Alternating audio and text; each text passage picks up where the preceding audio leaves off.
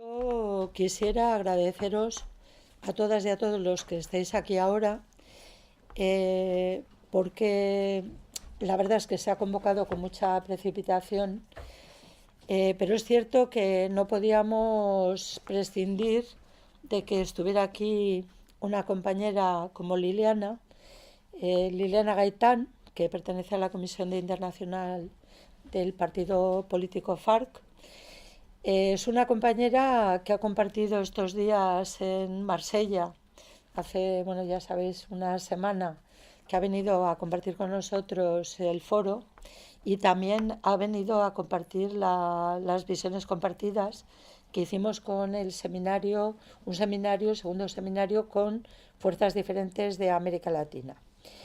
Eh, a nosotros nos parecía importante hacer un acto, aunque fuera pequeño, porque era difícil convocar en tan poco espacio de tiempo una actividad más grande, pero estamos seguras de que ella va a volver y esperamos que vuelva pronto, porque pensábamos que lo que ella nos puede transmitir de la situación actual en Colombia, junto también, que tenemos aquí también el honor de tener a Aurora con nosotras y con nosotros, junto con lo que pueda compartir Aurora, que acaba de llegar de Bogotá pues hace escasamente 4 días. Entonces creemos que aunque seamos cuadros de los partidos, es necesario que podamos tener esta ocasión, aunque nos hubiera gustado también haber hecho un evento público, pero es muy complicado porque en tan poco espacio de tiempo ella se marcha el sábado ya otra vez para Colombia. Era realmente complicado, sobre todo, hacer un acto público donde pudiéramos tener asegurada una presencia, digamos, media o importante de gente.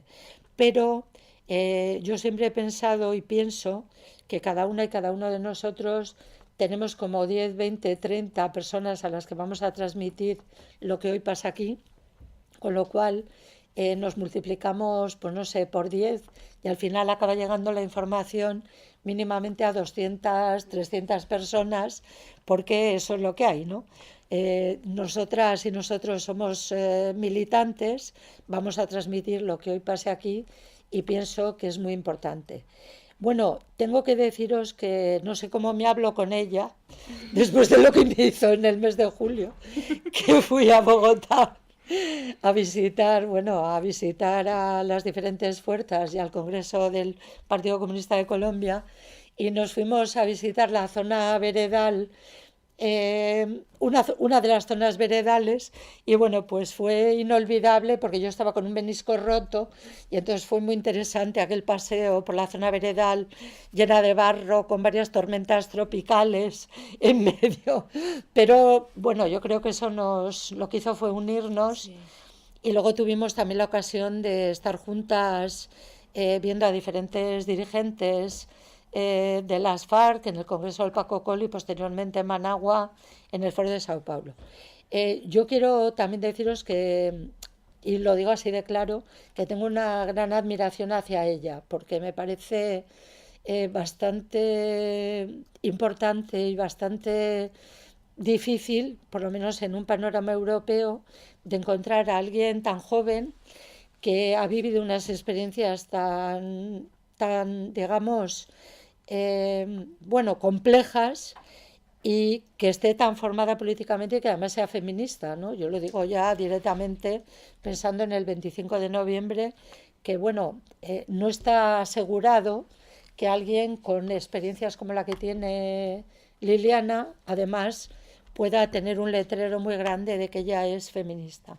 Entonces, como no quiero ni perder un minuto más hablando yo, pues directamente le cedo la palabra a Liliana, y de verdad que muchísimas gracias por estar aquí con nosotras y con nosotros. Pues agradecerles a ustedes, porque el honor es compartido en el sentido de que, bueno, nosotros fuimos invitados al evento de Francia, pero también para compartirles, yo tengo mi familia aquí en Bruselas. Incluso viví desde el año 96 hasta el 2002, que partí para Colombia. Entonces viví aquí en Bruselas y estudié la secundaria. Eso hace pues que tenga como más facilidad de pronto de moverme un poco, aunque ya olvidé. Hoy estaba así medio perdida para tomar el bus, para tomar el tranvía, porque son 16 años, de todas maneras siempre es mucho tiempo, la ciudad ha cambiado mucho, pero estoy aprovechando también la visita para compartir con mi familia, con mis padres que viven acá y con mi hermano.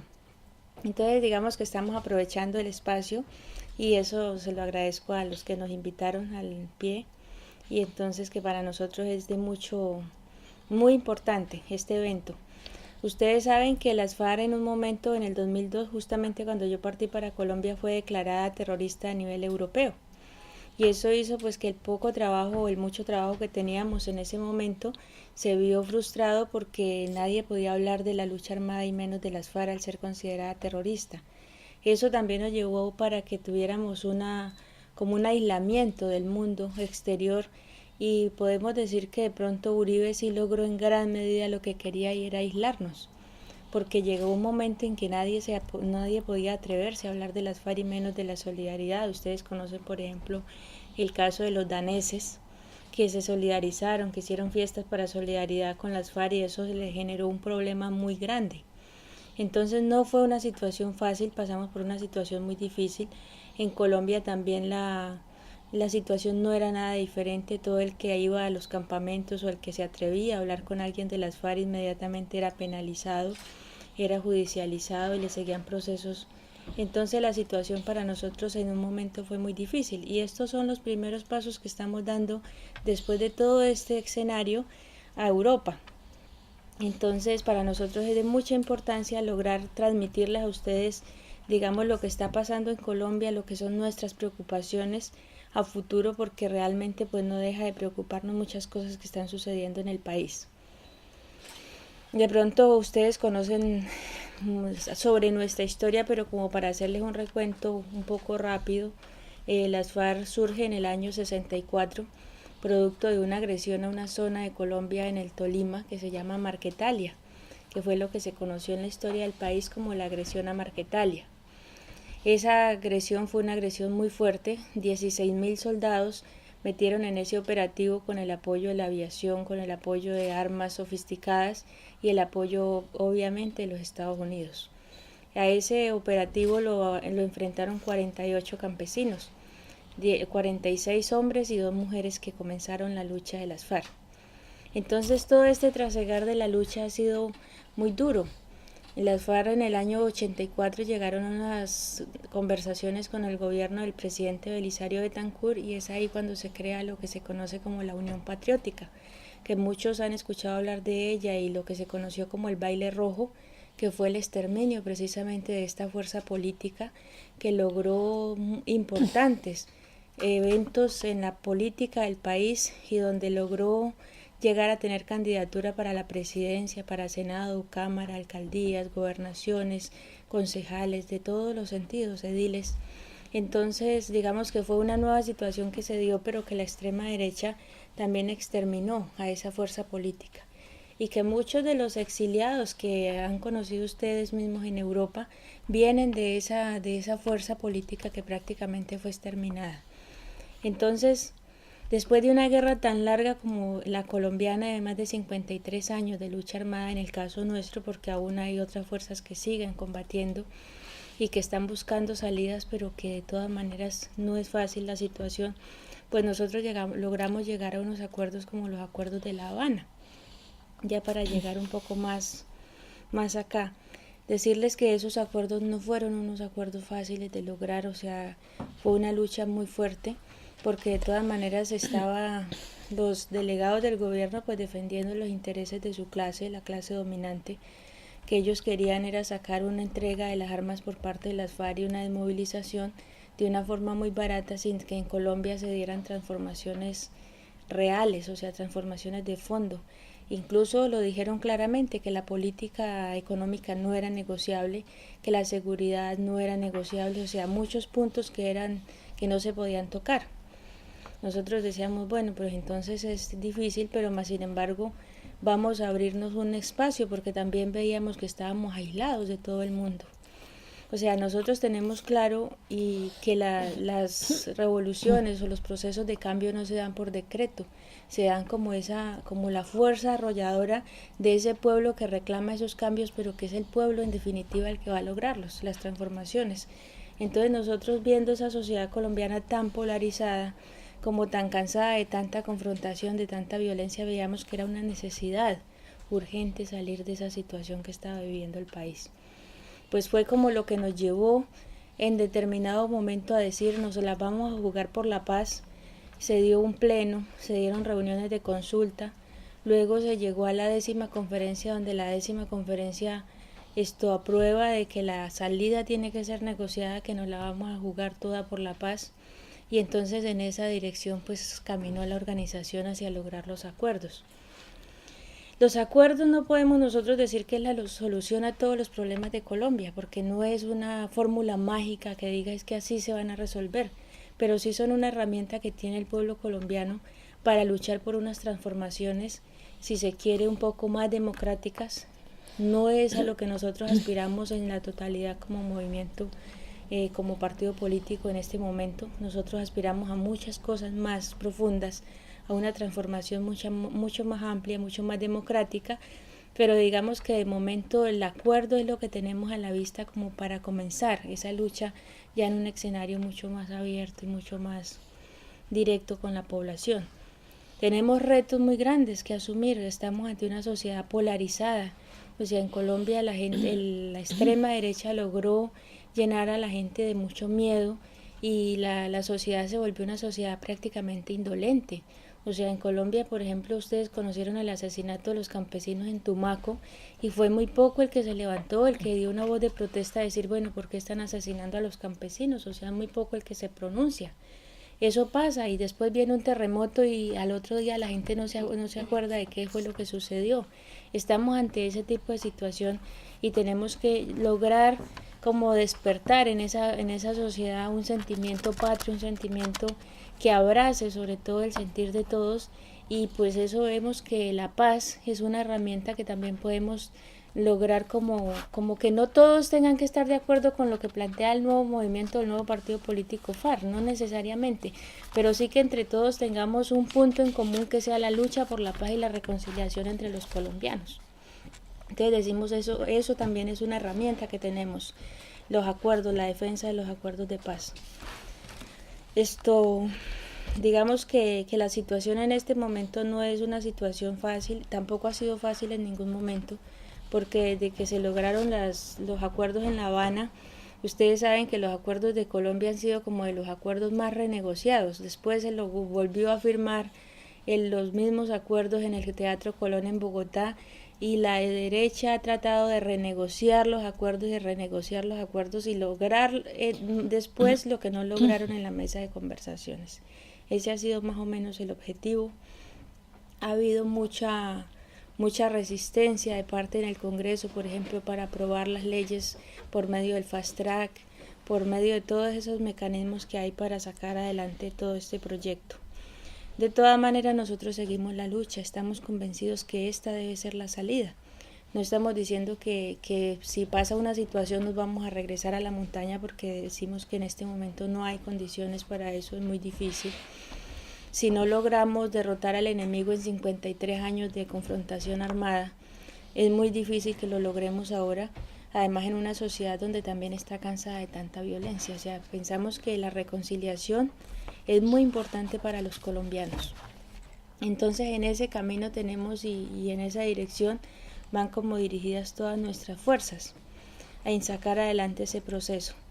De todas maneras, ustedes saben que la semana pasada se le dio un duro golpe a la estructura de lo que son los acuerdos con el tema de la Jurisdicción Especial para la Paz, porque la Corte entonces declaró que por ejemplo la Jurisdicción Especial para la Paz, que fue una justicia creada para que se dijera toda la verdad, para que allá fuéramos a compadecer todos los que participamos directamente o indirectamente en la guerra, en la confrontación, tanto los actores principales, pero también las terceras personas que la financiaron, los gremios económicos, los medios de comunicación, la iglesia, porque todos esos actores tuvieron que ver en la confrontación armada en Colombia, las multinacionales, las potencias extranjeras.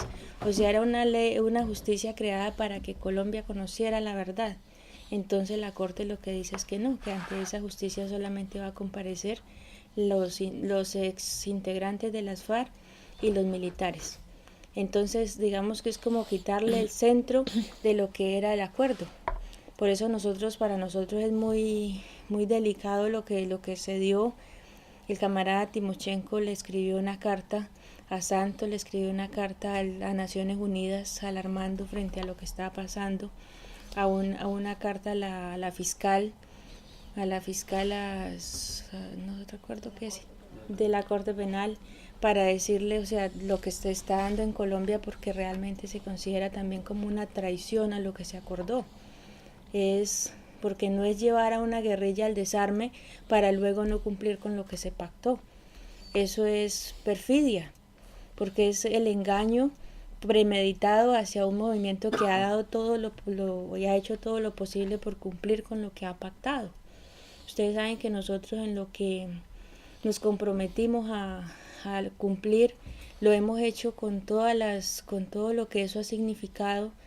Por ejemplo, cuando en el comienzo se hablaba de que los diálogos o las negociaciones se tenían que dar en medio del conflicto, las FARC declaró 5 veces el cese unilateral de fuego.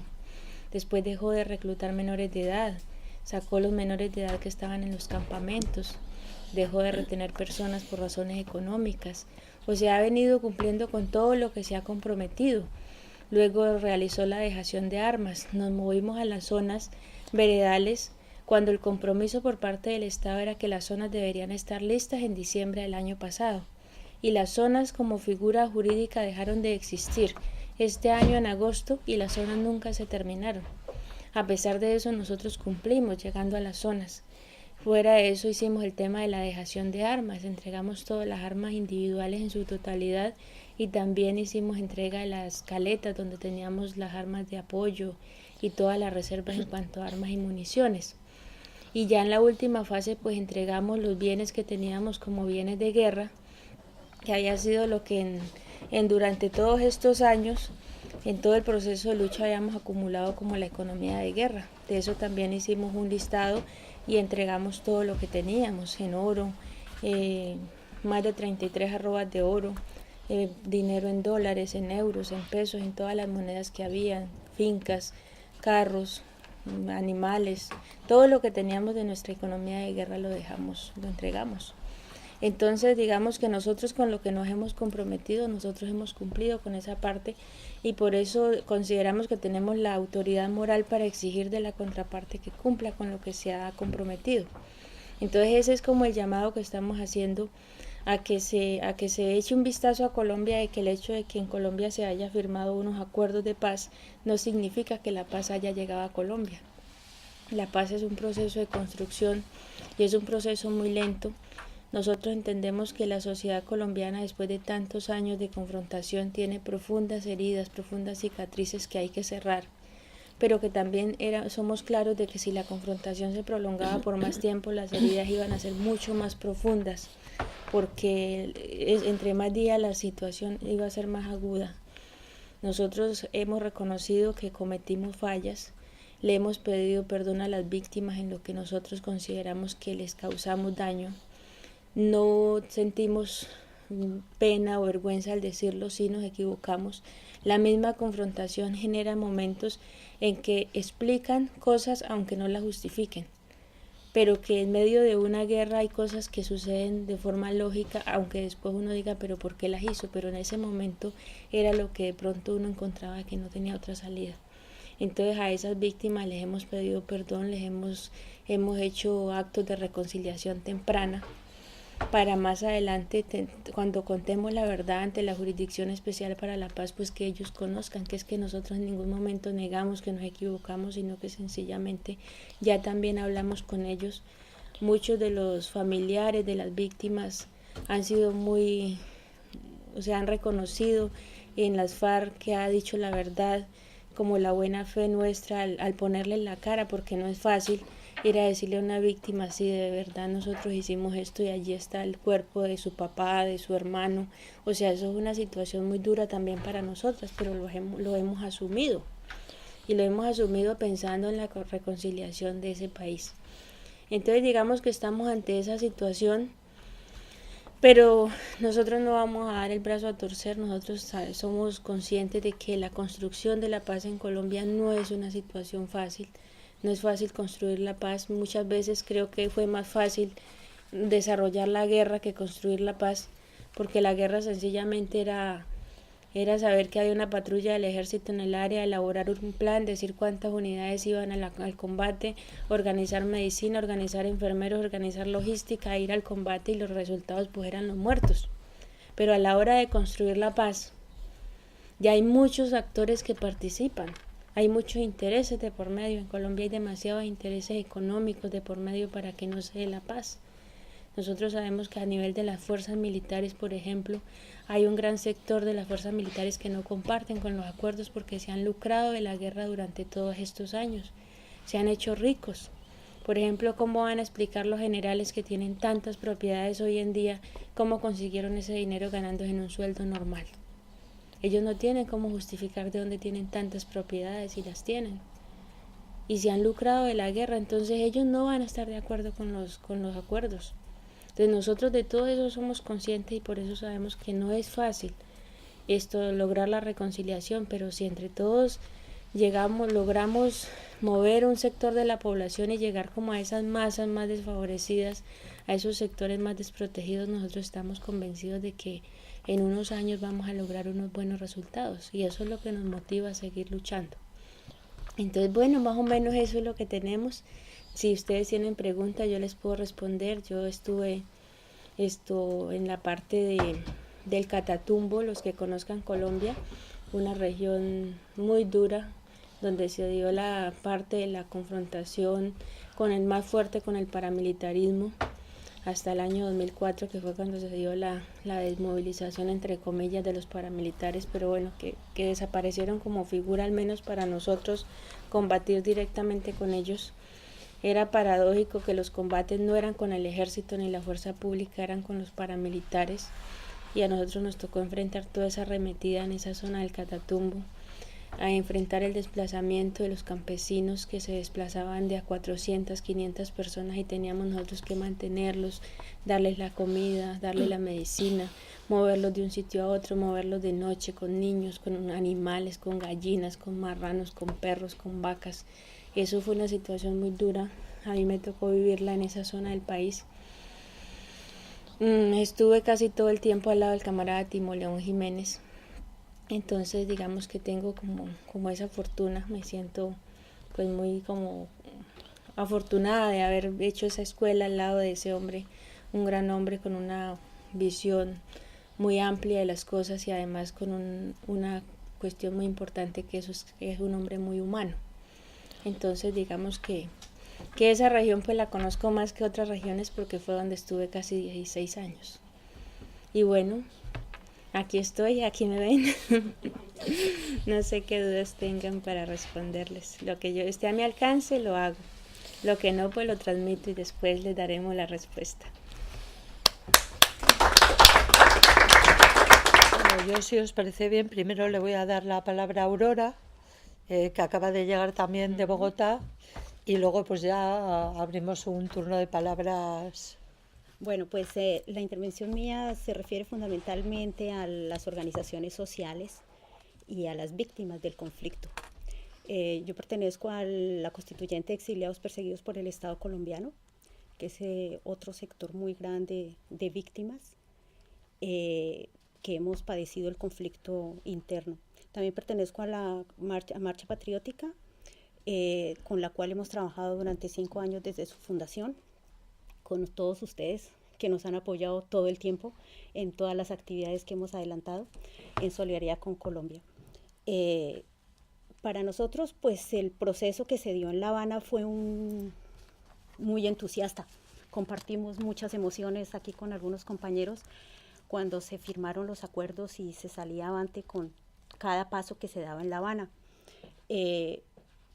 Porque para los colombianos y para las organizaciones sociales, digamos que estuvimos en todo este proceso del conflicto y viviendo el conflicto y soportando el conflicto y viendo las víctimas y viendo a nuestros familiares desaparecer, encarcelados, asesinados, pues era un paso y una salida que veíamos como el final del túnel. En la práctica estábamos viendo la materialización de la consigna que se apropió el pueblo colombiano de la solución política al conflicto. Fue una consigna que la acogieron muchísimas organizaciones sociales en Colombia, partidos políticos, sindicatos, estudiantes, como una manera de buscarle una salida a esta problemática tan compleja y tan difícil.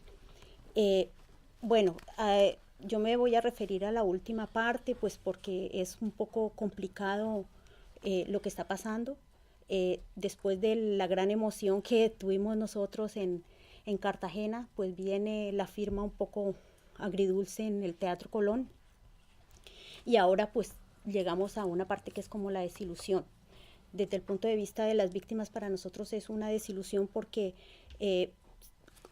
pensamos que cómo es posible que las personas que estuvieron directamente involucradas en el conflicto y que estuvieron apoyando los crímenes más terribles en Colombia ahora no van a ser juzgados. Es una desilusión muy grande porque los paramilitares que han hecho tantas cosas tan terribles en Colombia, el mismo Estado colombiano, no van a ser juzgados. O sea, personas como de la prensa, como lo decía la compañera, los empresarios que han azuzado esta guerra, que la han financiado, que han estado detrás de toda esta situación tan terrible, no van a ser juzgados. La propuesta que tienen hasta el momento y según el concepto de la Corte es que los terceros solo irán voluntariamente, o sea, voluntariamente nadie va a ir a que lo juzguen. Por lo tanto, para las víctimas, para nosotros es muy difícil. Nosotros hemos visto a las FARC que han reconocido sus errores, que han, como lo dice ella, han pedido perdón, pero nosotros, los que somos víctimas del Estado, del terrorismo de Estado, estamos esperando que el Estado nos pida perdón. Lo hemos dicho en muchos escenarios, en muchos espacios, en muchas plazas. Cuando se hizo el sí en Europa fue muy emocionante este proceso del referendo. Nosotros tuvimos la gran ilusión de que esto realmente iba a salir de una manera distinta. De hecho, el sí en el exterior ganó. Aquí en Bruselas hicimos muchísimas cosas muy bonitas, con mucha gente. Y el referendo aquí en Europa y en Bruselas, aquí barrimos con el sí. Pero desafortunadamente en Colombia las cosas se manejan de otra manera muy distinta. La situación es un poco compleja porque aparte de la cuestión de las víctimas también está la otra parte que es que acaba de aprobar el Senado, y es que los defensores de derechos humanos no podrán participar de la JEP, de la Justicia Especial para la Paz. Eso es una afrenta impresionante. O sea, ¿quiénes son los que van a juzgar? Solamente una de las partes, personas prestantes que han defendido los derechos humanos durante largos años y han conocido las atrocidades y saben de primera mano lo que ha sucedido en Colombia, no van a poder estar allí para poder ayudar a salir de esta situación en este proceso, según lo que hasta el momento está planteado, si está sobre la mesa, del lado del gobierno. La última noticia es que el presidente va a recibir a Rodrigo Londoño el viernes, según la prensa, según las noticias, pero bueno, nosotros ya sabemos cómo se actúa de esta manera, por lo tanto, pensamos nosotros desde el lado de las víctimas, de las organizaciones sociales, campesinas, estudiantiles, que necesitamos en este momento la mayor despliegue de solidaridad internacional para hacer una presión muy grande al gobierno colombiano para que no se quede en la impunidad toda esta terrible situación que ha sucedido en Colombia durante 50 años, que los miles de asesinatos, desaparecidos van a quedar en la impunidad. Los mismos miembros de las FARC tienen todavía más de 1.000 presos políticos que el gobierno colombiano no ha cumplido. No los han sacado de las cárceles. O sea, el proceso de implementación ha sido un proceso realmente demasiado lento, un incumplimiento tras el otro, tras el otro, tras el otro. por lo tanto, es necesario, pues, en primera instancia, las organizaciones sociales y movilización social en Colombia exigir la implementación del acuerdo. Pero aparte de eso, hay otra cuestión que es necesario mencionar. No paran los asesinatos contra el movimiento popular, no paran los asesinatos contra los dirigentes sociales y no paran los asesinatos contra los excombatientes de las FARC. Yo les voy a dar unas cifras así escandalosas a grandes rasgos. Por ejemplo, lo que nosotros tenemos en marcha en la Comisión de Derechos Humanos, las estadísticas que tenemos es que el número de asesinatos de dirigentes sociales solo para el 2017 llega a 135 personas. Solo en el 2017. En departamentos como el Cauca y Antioquia son los que más personas han asesinado. Desde la fundación de Marcha hace 5 años, nosotros hemos perdido 141 militantes, nos han asesinado 141 compañeros. Y de las FARC han asesinado 31 personas y 12 familiares, para un total de 43 personas este año. O sea, la situación no es solo la parte del incumplimiento de los acuerdos en el proceso de implementación, sino que el gatillo no se detiene. El gatillo y la orden de asesinar a los dirigentes populares, sociales, de derechos humanos no se detiene. ¿Qué hay que hacer? Hay, como decíamos ahora aquí en una conversación, pensamos que como que todo está dicho, pero no se encuentra la solución. Es como la desilusión de ver que pensábamos que iba a tener una mínima salida todo este proceso, pero a la vista no es tan sencillo. Bueno, sí, yo estuve en Colombia, vengo de Colombia, a la par con toda esta situación tan difícil y compleja, lo que yo pude constatar es que la gente está muy entusiasmada, la gente quiere salir a la calle, la gente está organizándose, que la gente en los diferentes sectores sociales salen a la calle a la protesta, se acaba de salir de un paro grande campesino en varias regiones del país, en el Cauca, en el Catatumbo, también exigiendo la implementación de los acuerdos.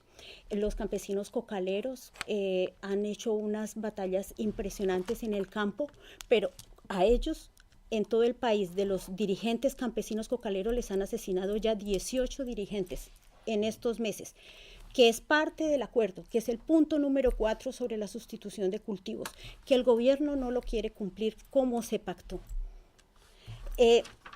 Entonces, pues pero a pesar de todo esto, la gente está entusiasmada, está tratando de organizarse, de armar la protesta. Justamente hoy a las 5 de la tarde en la Plaza de Bolívar y en todo el país se ha llamado un cacerolazo a las 5 de la tarde por el incumplimiento de los acuerdos. Me comentaban a mí que la actividad del cierre del Congreso de las FARC fue una cuestión muy grande en la Plaza de Bolívar, fue un lleno total, que no es fácil llenar la Plaza de Bolívar de un momento a otro, no se lo esperaba nadie. De todas maneras son eventos y pasos que expresan que la gente sí quiere organizarse, sí quiere una solución, sí quiere una salida, sí quiere la implementación. Esas propuestas que están en el acuerdo quieren que se materialicen. Pero bueno, ahí es donde está pues el trabajo de las organizaciones sociales, el trabajo también de la solidaridad, de todos los espacios, y pues esperamos que de aquí en adelante nosotros podamos desde aquí impulsar algunas cosas que de manera inmediata ayuden a la presión para que esto se cumpla y se materialice. Bueno, muchas gracias a ambas, a las tres, por sus comentarios. Yo tenía pues una pregunta y comentarios. La primera pregunta es un poco cuál es la situación del Catatumbo ahora, de las comunidades que están ahí, de las y los excombatientes que están en la zona. Yo acabo de regresar hace 2 semanas de Colombia también y efectivamente muchas comunidades están comentando, ¿no?, la situación actual en el Pacífico, por lo menos de los nuevos actores que están en el territorio y las amenazas que hay, los riesgos de combates entre los grupos paramilitares y el ELN, que también está entrando en los vacíos que ha dejado, digamos, cuando las FARC se han ido concentrando y la decisión de dejar las armas, es como está en el Catatumbo esta situación. Y un comentario para plantear, pues frente a lo que dice Aurora, de qué se puede hacer desde acá, que es muy difícil porque efectivamente estábamos hablando antes y estamos ahora frente a un gobierno que efectivamente no cumple los acuerdos de La Habana, pero no cumple los acuerdos con los paros indígenas, con el paro de Buenaventura, de Catatumbo, del Choco, etcétera, etcétera. O sea, hay como números de acuerdos no cumplidos y un gobierno de salida, ¿no? Entonces es como, pues realmente qué se puede hacer para que se cumpla, que es lo que todo el mundo... Es como una pregunta abierta y una cosa que... Cositas pequeñas que están en los acuerdos que de pronto se podría intentar desde Europa presionar. En el acuerdo, en la participación política, está todo el tema de la ley de protesta social, para plantear garantías de protesta social, que aparentemente es una parte que dentro del gobierno hay gente que están totalmente en contra y pues hay países que no son ejemplos en cuanto a protesta social en Europa como España, pero de pronto hay otros que se puede intentar como apoyar y presionar para que haya unas garantías reales, porque como decías, ¿no? Es el pueblo que puede estar como pidiendo a través de los paros, que ha ido como lo que más ha funcionado hasta ahorita. Y sí, y realmente pues eso, ¿no? El regreso de Colombia es una sensación de desánimo de la gente y de como mucha pregunta de qué se puede hacer ahorita. La pregunta directa es ¿cuál ha sido? Porque yo sinceramente no conozco bien este proceso de paz en Colombia, tampoco el proceso que ha habido antes de las FARC, del terrorismo de Estado en Colombia. Entonces conozco la figura de Álvaro Uribe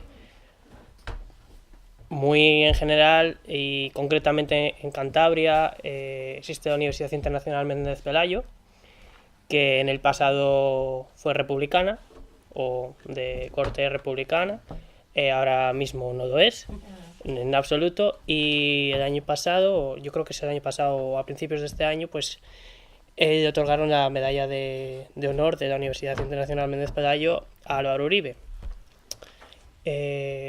En Cantabria nos movilizamos bastante y presionamos para que ese señor pues supiese que hay mucha gente en contra, sobre todo porque este señor se oponía a un proceso de paz abierto en su país.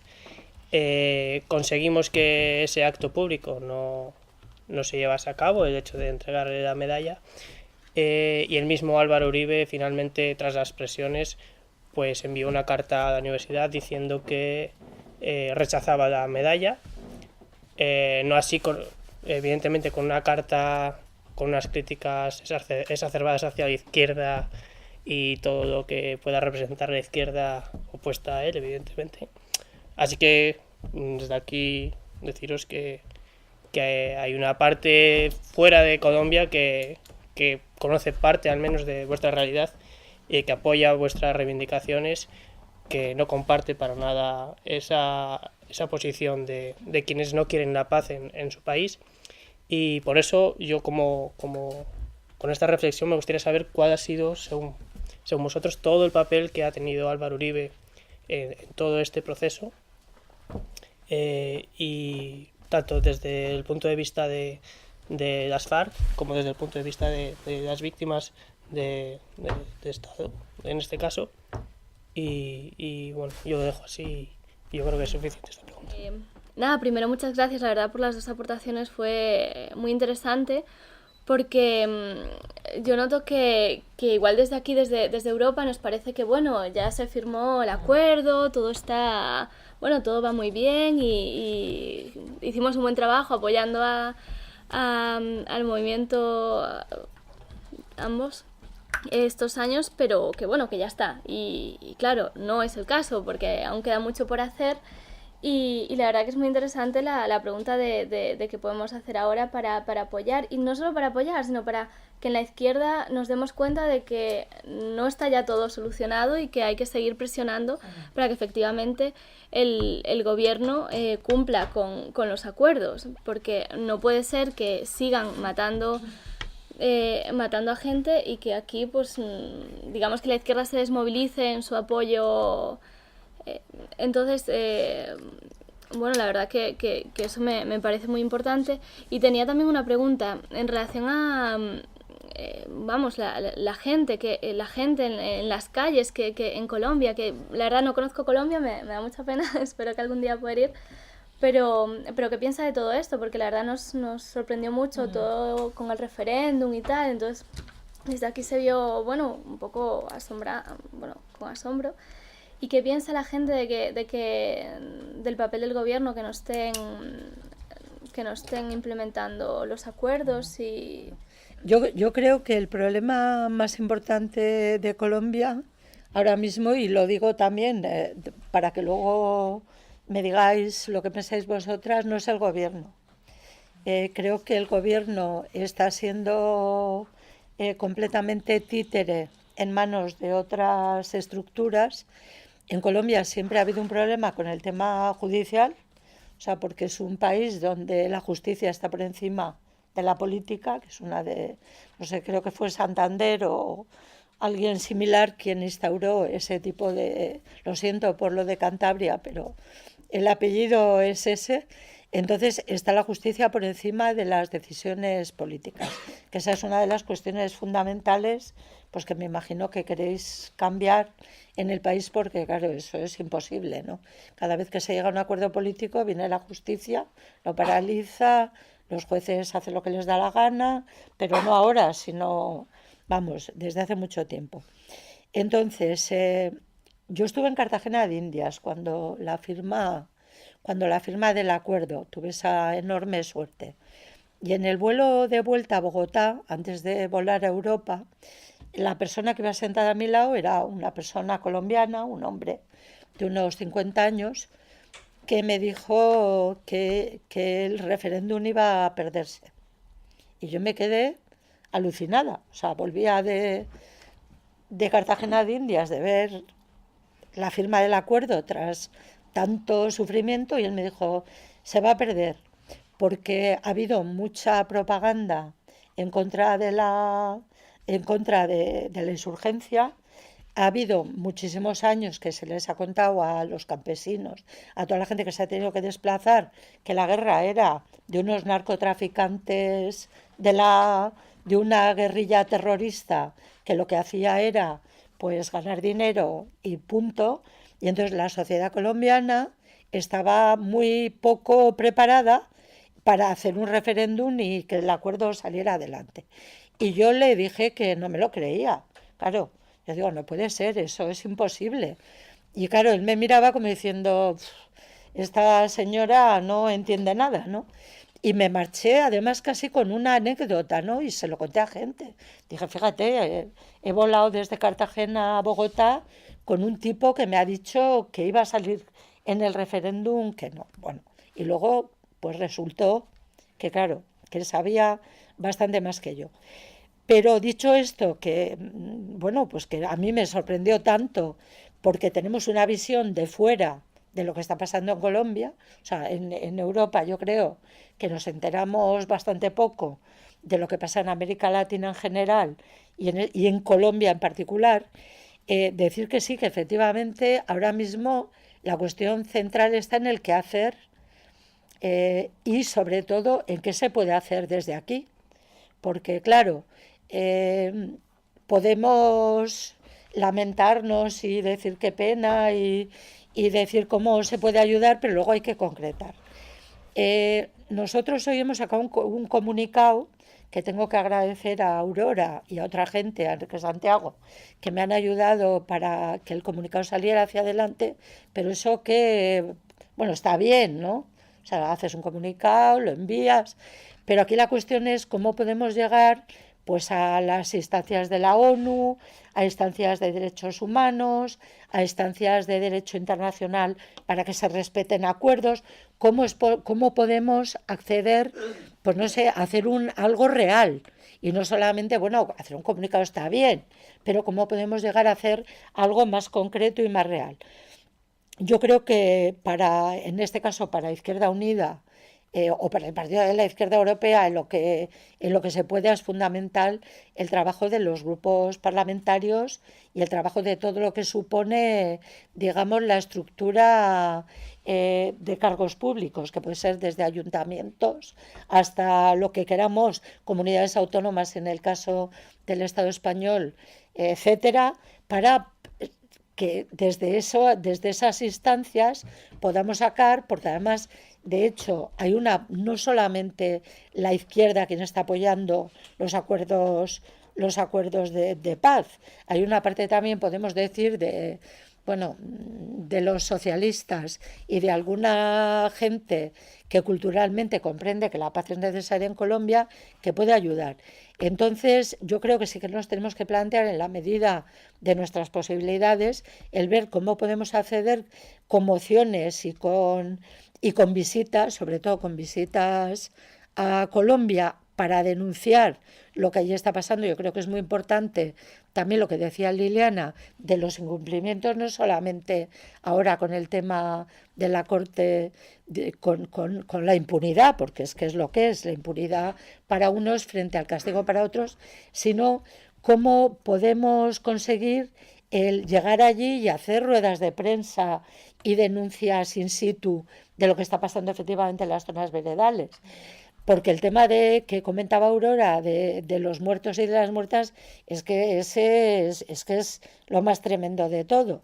O sea, que haya 32 muertos de las FARC, 31, además de los familiares, desde el 1 de enero, pues es que parece que se repite el proceso de la Unidad Popular, que todos deseamos que no se repita, ¿no? Entonces, yo creo que sí que nos tenemos que concienciar, porque estamos muy preocupados con Venezuela, estamos apoyando mucho a Cuba, estamos muy preocupados con Brasil, con el golpe de Estado a Dilma y con las próximas elecciones, pero tenemos un problema con Colombia. Y es un problema que yo tengo la impresión de que a veces lo ponemos en un sitio secundario porque está gobernando la derecha en Colombia. Y sin embargo miramos más hacia los países donde está gobernando, digamos, la izquierda, y dejamos un poquito de lado el país donde más se están violando los derechos humanos, prácticamente seguro, no solo de América Latina, sino está contabilizado a nivel, por ejemplo, de agresiones a mujeres y de violencia de género, como de los más agresores del mundo.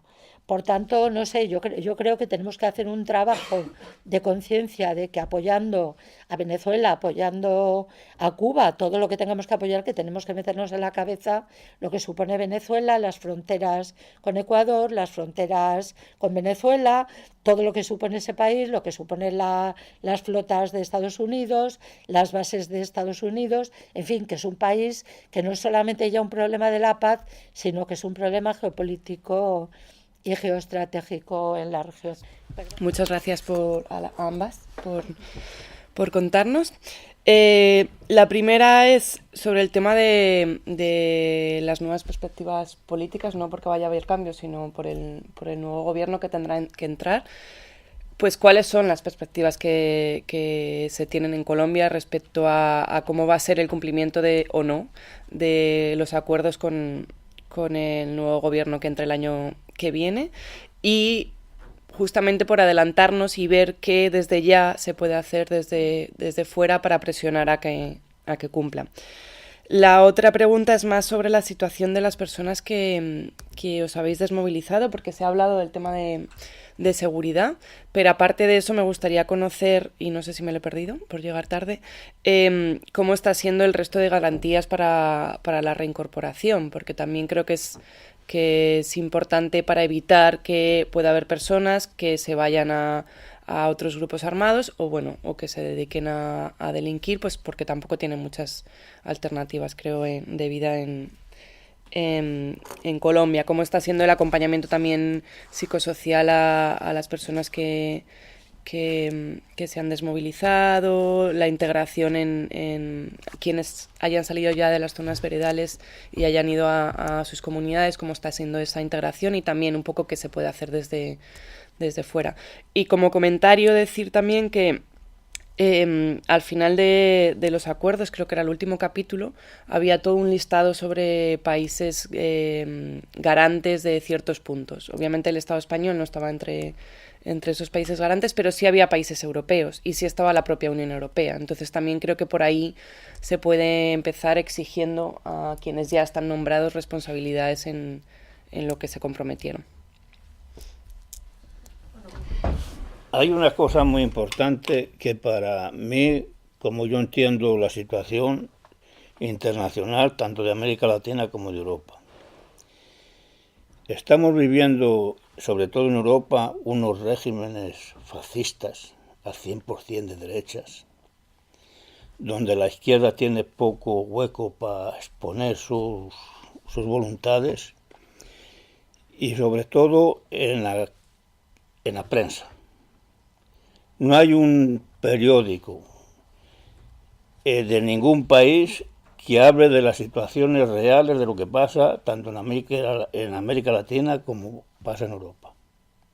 Y da pena leer las informaciones.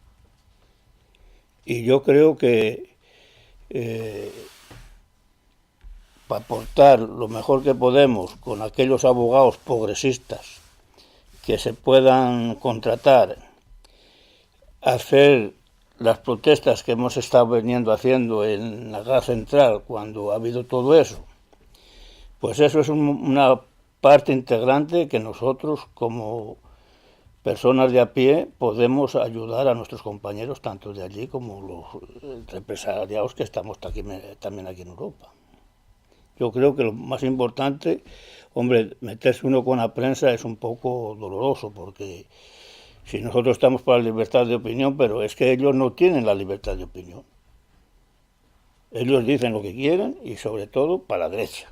Para la izquierda nos corta, no tenemos un hueco especial para nosotros. Yo voy a contestar las preguntas sobre el compañero, sobre el papel de Álvaro Uribe y la pregunta de Marta sobre lo que piensa la gente en las calles. Bueno, lo de Álvaro Uribe, pues... Bueno, la historia de Colombia es un poco compleja. Álvaro Uribe llega en una etapa muy difícil para Colombia, donde hay un auge del paramilitarismo muy fuerte, pero el problema viene de mucho más atrás, que no me voy a remontar a explicarlo con detalle, sino muy resumidamente, que es un sistema que la oligarquía colombiana ha implementado contra el movimiento popular y social en Colombia, y es organizar grupos armados para asesinar a los dirigentes populares. Y eso no salió únicamente con el paramilitarismo, eso viene desde la época de la gran violencia que fue entre liberales y conservadores cuando se creó la Chulavita, que en este momento se llamaba Chulavita, después lo llamaron los pájaros, y finalmente en los años 80 se llamaron los paramilitares, pero es el mismo sistema. Álvaro Uribe es un personaje que salió como salió Antonio Vargas o como salió Laureano Gómez o salieron otros personajes. Álvaro Uribe surgió en la última etapa, justamente cuando sale también el narcotráfico, porque el movimiento insurgente surge mucho antes de surgir el narcotráfico. Entonces, el papel de Álvaro Uribe surge justamente cuando sale el narcotráfico, impera y se consolida el narcotráfico, sale la figura de Álvaro Uribe. Pues el papel de Álvaro Uribe fue un papel nefasto para la sociedad colombiana, fueron 8 años de gobierno muy duros. Y nosotros tenemos una exposición en la Constituyente de Exiliados Perseguidos por el Estado colombiano de las cifras de los exiliados, cómo han salido del país, y en los 8 años de gobierno fueron los picos más altos de exiliados para el exterior que salieron, y los desplazamientos de personas en el territorio nacional, el desplazamiento interno y hacia las fronteras fueron justamente en esos años de gobierno que fueron a partir del 2002, que fueron muy duros. Por eso, pues él es una ficha más de la oligarquía colombiana. No podemos decir que es que Álvaro Uribe Vélez está por este lado y que, bueno, sí hay fisuras dentro de la oligarquía colombiana, pero como lo acabamos de ver para la JEP, se unieron. Se juntaron, el grupo, el sector de Santos se juntó con el sector de Uribe Vélez y votaron en el Senado lo de la JEP. O sea, es una ficha más que tiene la oligarquía colombiana, que es de un sistema que viene ejecutándose desde los años 60, desde los inicios de los 50 también, dentro de todo el proceso de la historia de Colombia. Y bueno, es la etapa que a él le ha correspondido dentro del proceso que viene para aplastar el movimiento popular y no dejar surgir ninguna opción política, ningún espacio democrático que pueda presentar otras opciones diferentes a los que han ostentado el poder en Colombia. Espero haberle respondido así a grandes rasgos el tema de Álvaro Uribe, que no es tan fácil tampoco, es un poco complicado. Y sobre la cuestión en las calles, ese tema es más complicado aún, porque lo que uno constata en las grandes ciudades, yo pienso que los que vamos de acá, la gente en las grandes ciudades, la gente no está como que, pues la gran prensa ha hecho un trabajo muy grande, y el taxista o esto, la gente rechaza el proceso de paz, rechaza el movimiento insurgente, porque todos los días en Colombia los medios de comunicación hacen un trabajo muy, muy, muy, muy grande dentro de la población. Usted se levanta a las 5 de la mañana y esa noticia se la repiten hasta cuando usted se duerme a las 12 de la noche. O sea, es un trabajo en el cual además no escucha otras cosas, ¿sí? Entonces le tienen un libreto muy específico para mantener la gente en ese medio. En una situación como yo los veo, como desde aquí cuando uno sale y regresa, uno ve como las mentes presas, como secuestradas. Y le meten cosas como narconovelas y cosas de esas para que la gente esté en ese ambiente, y como que el trabajo ideológico que ha hecho la gran prensa en Colombia es una cosa terrible. Terrible, que incluso el modelo lo han tratado de copiar para otros países de Centroamérica, para Venezuela, porque es un modelo que les ha dado resultado. Entonces, el trabajo en las grandes ciudades es muy complicado. Ahora, hay una gran diferencia, que es lo que nosotros vemos cuando vamos, que estábamos hablando con Vicente ahora, es cuando se sale de las grandes ciudades a las regiones. Entonces, allí es otra Colombia. ¿Por qué? Porque es la Colombia que soporta el conflicto, es la Colombia que estuvo en la guerra. Entonces la gente allí sí escucha las noticias, sí escucha, pero a la vez tú has tenido que soportar los operativos militares, ha tenido que soportar los bombardeos, ha tenido que soportar el ejército, ha tenido que soportar los combates. Entonces ha tenido que desplazarse, ha perdido sus animales, ha perdido sus cosas. Entonces todo eso ha golpeado a la gente en las regiones, y es como otra Colombia distinta a la de las grandes ciudades. Ahora, yo sí quiero anotar una cosa. En Colombia el problema es tan complejo, que yo lo vi ahora, es un país sumido en una profunda olla corrupta, pero tremendamente corrupta. Hay corrupción por todas partes. Entonces, el cartel de la toga, todos se preguntarán, ¿qué es eso? El cartel de la toga es nada más ni nada menos sino la olla podrida de corrupción en la justicia colombiana. Ya la gente, si antes creía algo en la Corte Suprema de Justicia, ya la gente no cree en eso, porque todos terminaron enredados en tremenda corrupción. El fiscal anticorrupción terminó enredado, lo cogieron, lo esposaron, se lo llevaron y está preso. El magistrado tal, el Pretel, el Bustos, todos esos magistrados de la Corte Suprema hoy están en la mayoría presos y en tremendos investigaciones judiciales por cuestiones de corrupción impresionantes. Casos como el de Pretel, que está implicado en robo de tierras, por ejemplo, en desplazamiento de gente, de campesinos. O sea, la situación es un tanto complicada en todo ese proceso, pero es que es una corrupción que yo pienso que en la historia de Colombia, por lo menos en el tiempo que yo he vivido, nunca había visto eso. Es una olla corrupta lo que hay allí, hasta el presidente. Entonces, el caso de Odebrecht, está implicado Santos, está implicado Uribe, está implicado el candidato el de Uribe, todos están implicados, pero es una justicia, como está corrupta, tan terrible, se volvió también intocable para a un grupo determinado de personas. Entonces aquí no es como en el Perú, que el presidente que acaba de dejar la presidencia con su esposa están presos por el caso de Odebrecht. En Colombia no. ni los van a meter presos. Como están las cosas, no van a ir a la cárcel. Con seguridad que no van a ir a la cárcel. Irá el el gerente de la campaña o irá yo no sé quién, pero el presidente, los presidentes y expresidentes, con seguridad que no van a ir a la cárcel. Ese es un problema que la gente la tiene hasta aquí, que es una cuestión que uno sí palpa dentro de en la gran ciudad, en la calle, que la gente dice, yo votaría por las FARC o votaría por otro, pero esto ya, mejor dicho, ya está hastiada. Así como llegó un momento en que estábamos hastiados de la violencia, en este momento la gente está hastiada de la corrupción. Pero en medio de eso está el tema que toca Vicente, que es la cuestión de las elecciones, que ahorita va a haber un cambio de gobierno, entonces se están moviendo todas las fichas para ver cómo va a ser ese proceso y pues indiscutiblemente en esos aspectos la oligarquía colombiana con seguridad que se va a unir sin mucha dificultad. Mientras que la izquierda, pues ahí está, candidato por aquí, candidato por allí, propuesta por aquí, propuesta por allí, pero así como a primera vista no hay algo sólido, concreto, no.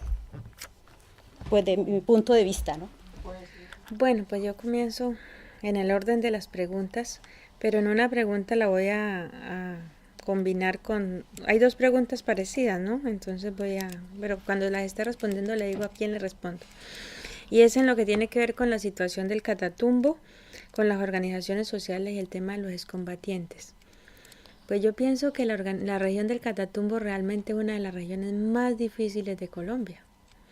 O sea, donde convergen más fuerzas. En el Catatumbo, por ejemplo, cuando estábamos nosotros, estaba las FARC, estaba el ELN, estaba el EPL, estaban los paramilitares, estaba el ejército, estaba la policía y estaba el tema del narcotráfico.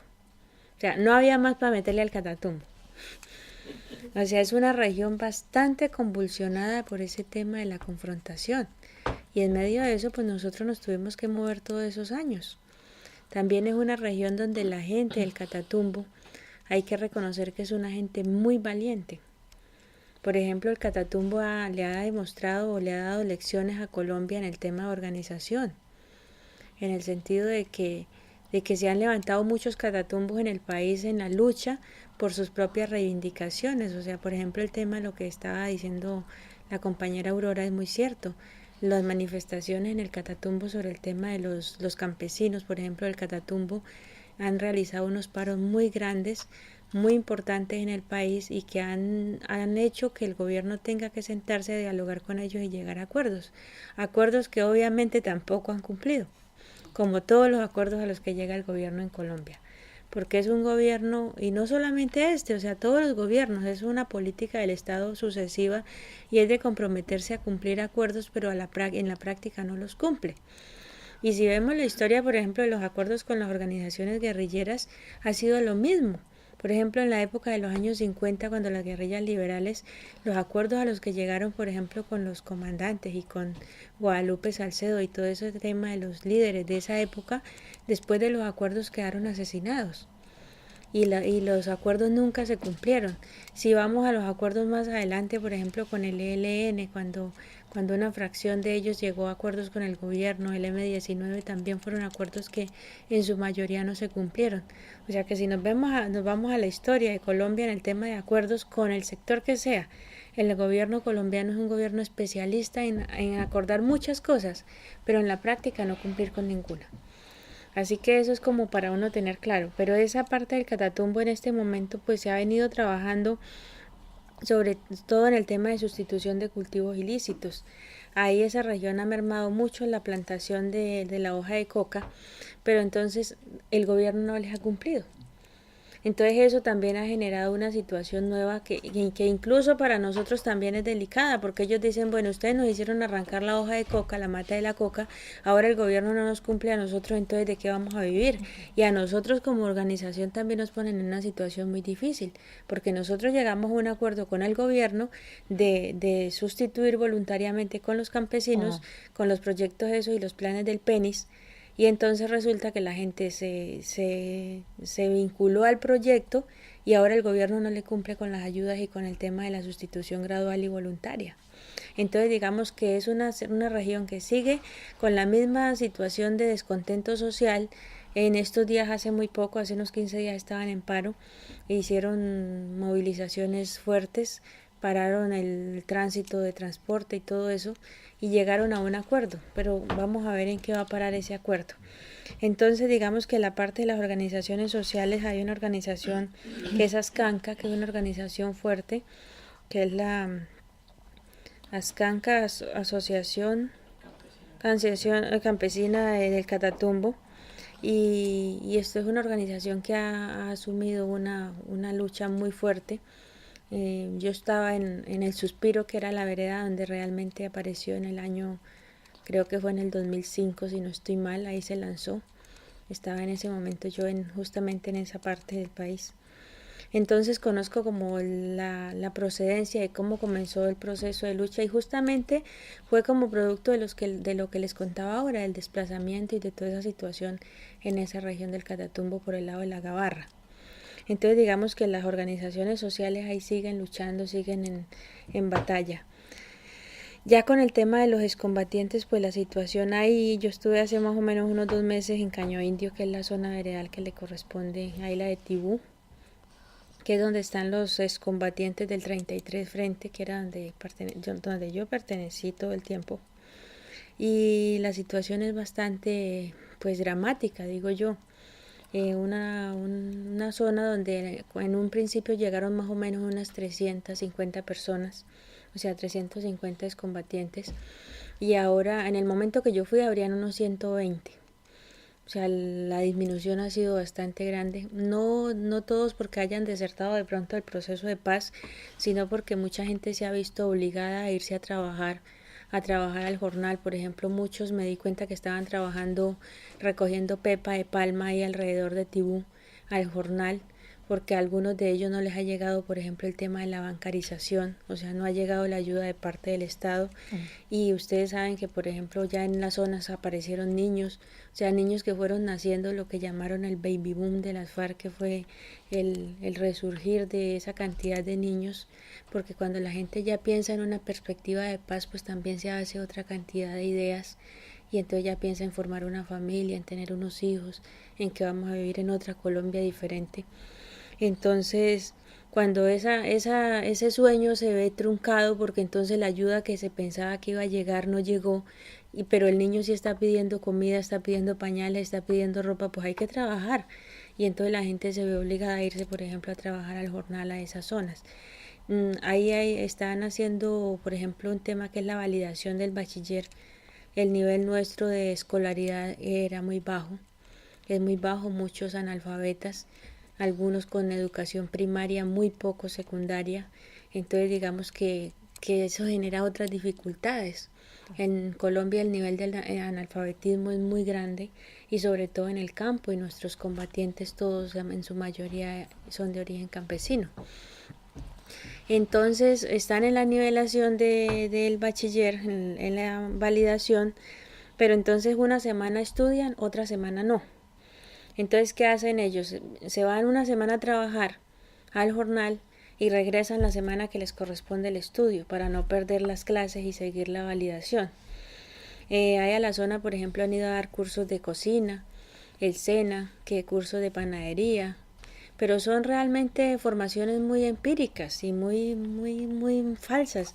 Por ejemplo, aprender computación en 40 horas. ¿Quién dijo que uno va a aprender computación en 40 horas para ejercer eso como una profesión? Entonces realmente eso también es otro engaño para tener a la gente siempre en el mismo nivel, que de ahí nunca va a salir. Porque ¿en qué empresa va a contratar a un... Primero que uno sale de las FARC y lleva el rótulo aquí que dice FARC en la frente, y eso es como el que sale de la cárcel. ¿Quién quiere emplearlo? Pero aparte de eso, que ya tiene esa situación, que también eso es dirigido, porque eso lo que busca es hacernos sentir avergonzados de lo que fuimos, para ir generando en la gente, no, pero es que yo lo que hice 30 años, yo perdí mi vida, perdí mi tiempo, y comenzar a generar en nosotros un sentimiento de culpabilidad. Entonces eso tiene varios aspectos en los que uno también entiende cómo funciona la dinámica y por qué se dan todos esos procesos. Pero entonces, la gente no sale formada para ir a trabajar. Entonces no va a salir de un trabajo del campo y en el surco porque realmente la calificación de su mano de obra no es para insertarse realmente en la sociedad colombiana, como se dice, de que el proceso, por ejemplo, en las zonas era para incorporarnos en la vida económica, política, social, de acuerdo a nuestros intereses. Porque nosotros tenemos otros intereses, pero la realidad nos demuestra de que es muy empírico lo que se está aprendiendo. Entonces, para como complementarlo con la pregunta que hacía alguien de la situación de los excombatientes, ¿no? En el tema de la reincorporación. Entonces la reincorporación pues deja muchas cosas que desear. Por ejemplo, el gobierno se comprometió a llevar a las zonas proyectos productivos, pero en los excombatientes no pueden tener el derecho a poseer propiedades de tierra. Por ejemplo, a mí no me puede dar el Estado 2 hectáreas de tierra para que produzca, a mi nombre. Se la tiene que dar a otra persona para que yo trabaje, pero no puedo yo tener el título de esas tierras. Entonces, por ejemplo, cuando se habló con el gobierno, que eso se lo dijeron a Santos, bueno, ¿qué pasa? Que la gente necesita tierras para producir, se está hablando de los proyectos productivos en la zona. Entonces, no, que el banco de tierras, cuánta tierra tiene para ponerles a ustedes.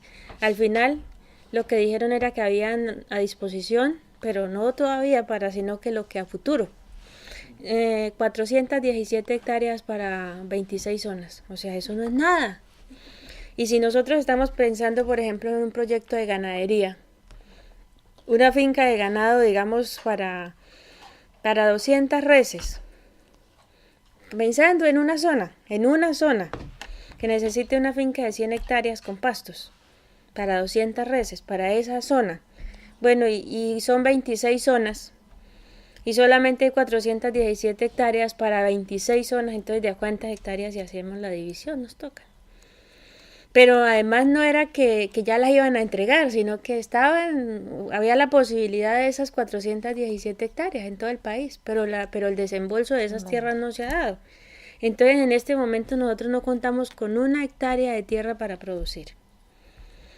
Los proyectos productivos nunca han llegado a las zonas.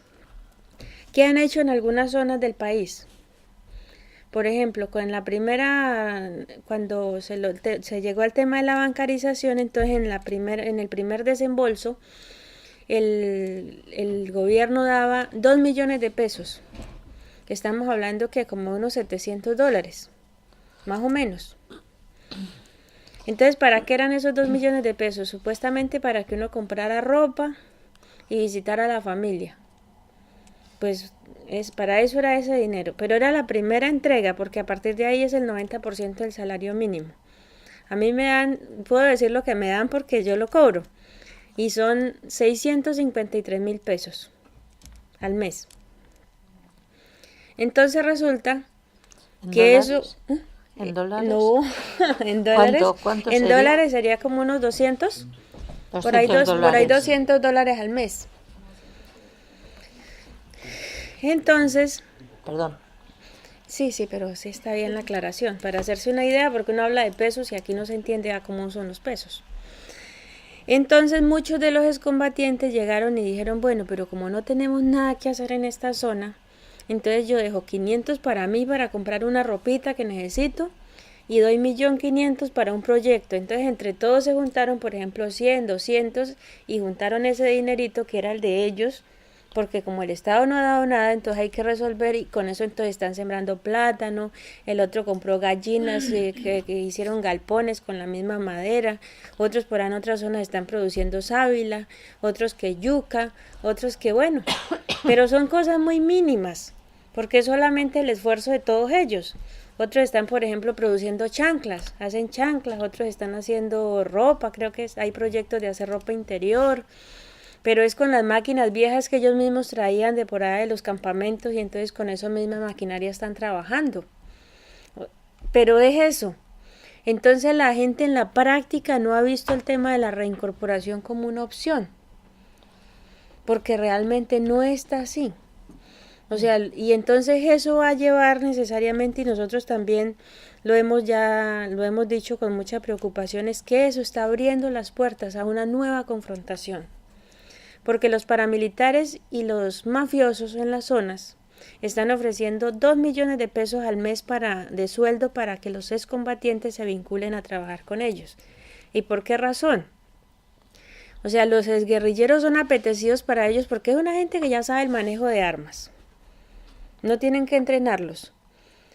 Y el guerrillero de las FARC, de todas maneras, ante muchos era respetado. El mismo ejército lo ha dicho. Nosotros a ustedes los respetábamos en el combate porque era gente muy aguerrida.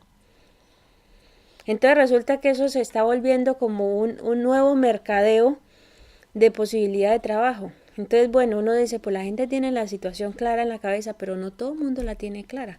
Nosotros tampoco nos podemos llamar a engaños.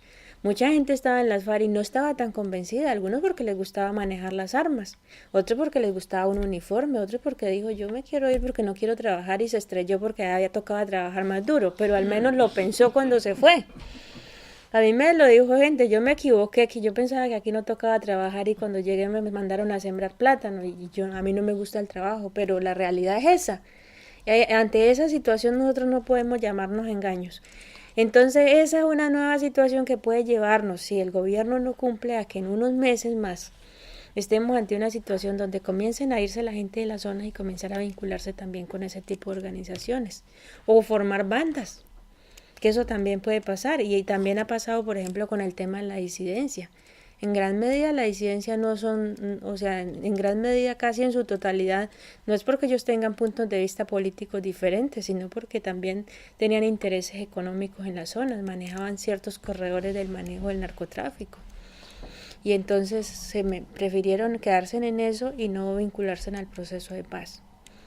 Entonces digamos que las perspectivas, si eso no se da una situación nueva donde realmente el gobierno se comprometa a que el tema de la reincorporación se va a dar de una forma bien consensuada y de verdad dándole opciones a los excombatientes, es muy difícil. Por ejemplo, vivir en Bogotá con lo que yo les digo que le dan a uno es prácticamente imposible.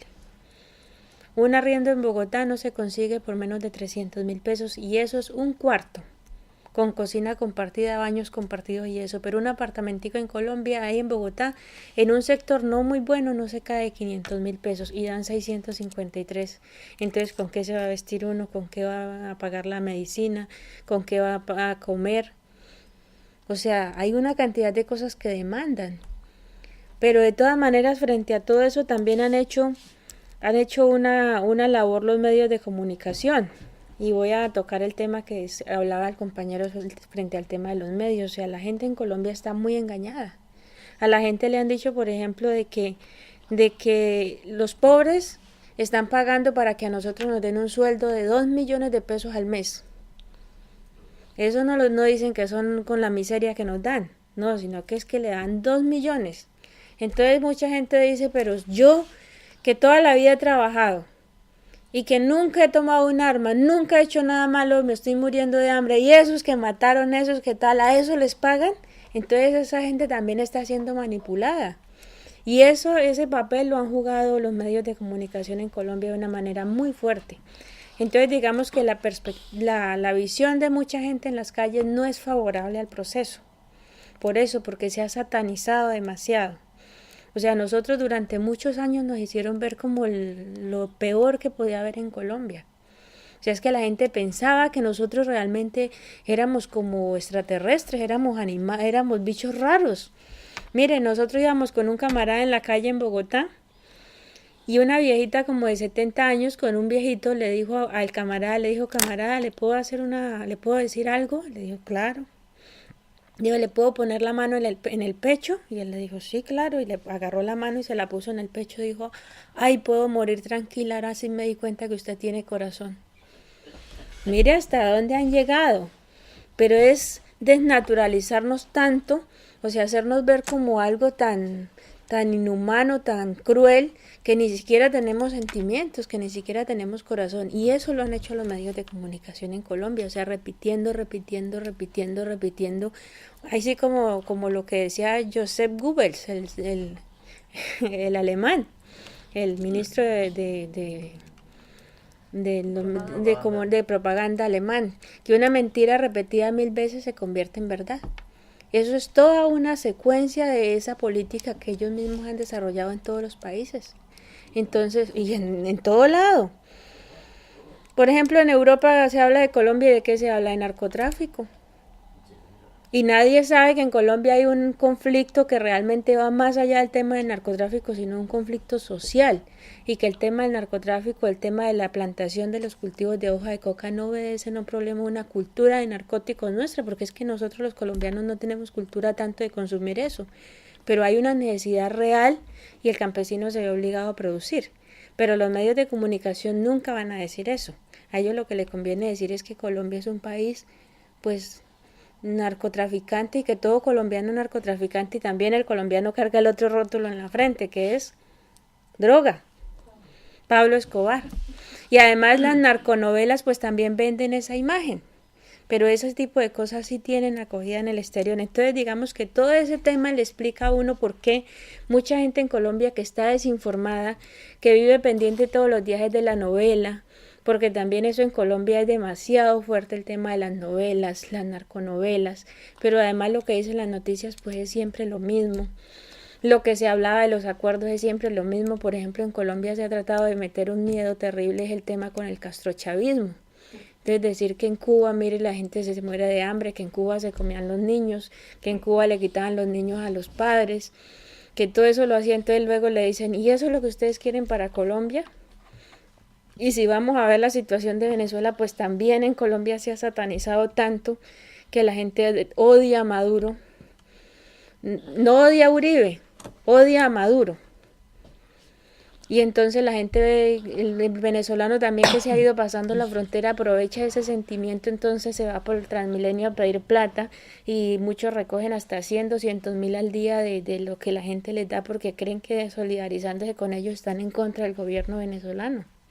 Entonces digamos que es una cantidad de factores, que es que Colombia no es un país fácil de entender. Ahí sí estoy de acuerdo con Aurora, no son cosas fáciles de entender porque es que Colombia es un país muy particular.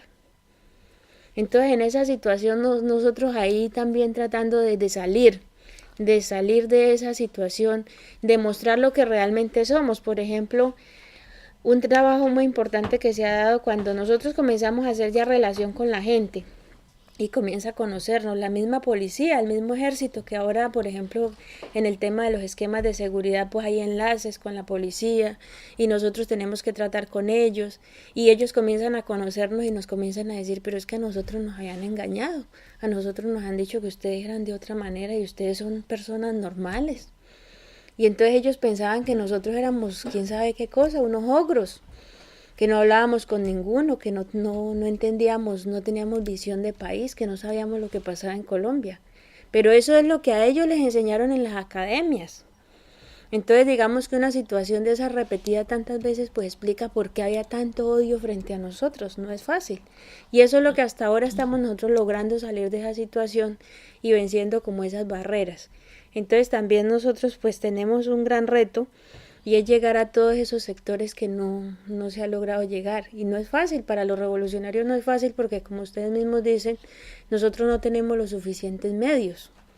O sea, nosotros si tenemos, por ejemplo, el Facebook, mandamos y a veces terminamos mandándonos todos entre nosotros mismos, porque así somos, pero no logramos penetrar a otros sectores donde realmente la gente conozca qué es lo que nosotros pensamos, que tenemos visión, que tenemos percepciones también diferentes y que tenemos aportes que hacerle a la sociedad. El papel de Álvaro Uribe, pues Álvaro Uribe realmente es un peón, digo yo, del imperio. Álvaro Uribe fue considerado el narcotraficante, creo que el número 82, si no estoy mal, dentro de los archivos de los Estados Unidos. Y a pesar de ello saber eso, porque el mismo Pablo Escobar en un momento decía, o en las declaraciones de Popeye decía que Pablo Escobar narraba de que si no hubiese estado Álvaro Uribe en Colombia, ellos la situación habría sido mucho más difícil para ellos mover la droga y todo lo que hicieron. Álvaro Uribe permitió, por ejemplo, el tema de las pistas clandestinas y todo eso para mover el tema del narcotráfico. Entonces realmente es un personaje bastante siniestro. En el periodo, por ejemplo, cuando él estuvo de gobernador de Antioquia, fue donde se crearon las Convivir, que fueron como los primeros reductos de paramilitares ya en la fase más moderna, ¿no? Porque también es cierto lo que hablaba Aurora de los pájaros y los chulavitas, que era la versión antigua del paramilitarismo. Pero digamos que en la época ya de Álvaro Uribe en la gobernación de Antioquia es donde se crea el tema de las Convivir y él les da legitimidad. Y ya en el tema del mandato como presidente, pues fue fatal realmente el tema de los falsos positivos, los asesinatos a los líderes sociales, o sea, todo lo que se dio en Colombia en esos 8 años de gobierno fue terrible. Entonces yo diría que Álvaro Uribe es un peón del imperio porque ellos saben quién es realmente, pero lo utilizan ahí como un instrumento, como una pieza. Y en el momento que deje de servirles, pues seguramente también le tienen toda una cantidad de elementos en contra de él que en su momento, si lo necesitan destruir, también tienen cómo destruirlo. Nosotros también sabemos cómo funciona eso, entonces es de lo más de la extrema derecha en Colombia.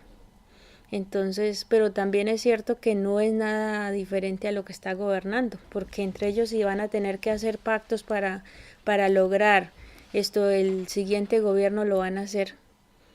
Entonces es un personaje bastante particular, que juega mucho también, hay que decirlo, con la idiosincrasia de los colombianos. Por ejemplo, uno ve a Álvaro Uribe muy fácilmente con su carriel, con su poncho, habla como el campesino y mucha gente le camina, porque tampoco si no le caminara él no hubiera ganado en Colombia. Entonces también hay que reconocer de que hay mucha gente que le cree, porque él tiene esa particularidad, que él habla como si fuera un campesino, va y se mete allá con la gente y aunque a cualquier cosa hace, aunque en este momento está como muy opacado por todo el tema de la corrupción y todo eso que lo ha salpicado mucho, entonces está un poco como más calmado, pero tiene momentos en que realmente le dan mucho auge en los medios de comunicación. Entonces es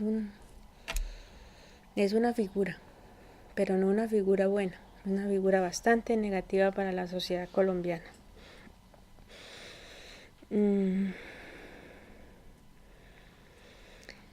Pues hablar de perspectivas políticas en el sentido del nuevo gobierno, yo no me atrevería en este momento.